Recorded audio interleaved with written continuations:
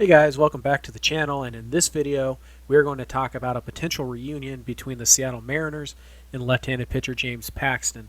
But before we do, go ahead and hit the like button and subscribe so you don't miss any videos. With that out of the way, let's get started. James Paxton is an arm that needs no introduction to Mariners fans. After making his debut in 2013, Paxton would go on to pitch in parts of 6 seasons for Seattle before being traded to the New York Yankees for Justice Sheffield.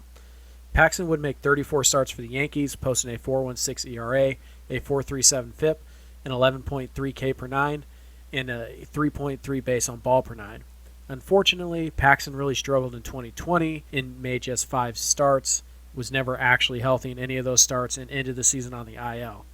His past history of injuries have been slowing down his market because a healthy James Paxton looks like a strong number 2 starter for long stretches of the season. Paxton's past history with the club may or may not be an asset here.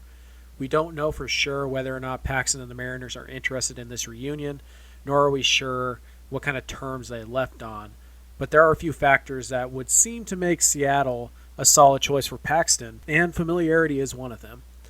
In addition to familiarity, Seattle has announced that it's using a 6-man rotation in 2021, giving the often injured James Paxton an extra day's rest between starts. Seattle is also the closest city to his home in British Columbia, something that Paxton has stated as a plus for playing in Seattle in the past. In addition, the Mariners aren't looking much like a playoff contender in 2021.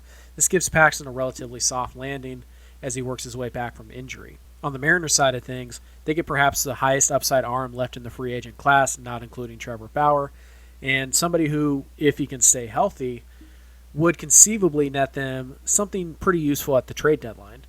Ultimately, a reunion between the two sides seems unlikely, and the fact that spring training starts in 2 weeks and Paxton is yet to be publicly linked to any team is troubling. But on a 1-year contract worth somewhere between $5 to $8 million, some common ground could be reached. Concerns regarding the handedness of the rotation or heavy reliance on left-handed pitching should be thrown out the window since James Paxton is significantly different than most of the Mariners' arms in their current rotation, sharing only a few similarities with that of Yusei Kikuchi.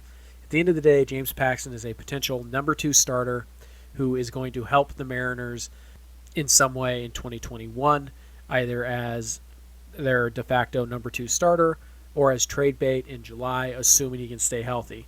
The risk here is relatively low considering most contracts, and Paxton carries tremendous upside. That's going to do it for us this week. Thank you so much for watching. Once again, please like and subscribe if you haven't already. It really helps us out.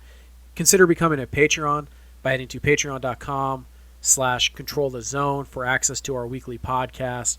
That would also help us tremendously. Thank you so much for watching, guys, and we will see you next time. Peace out.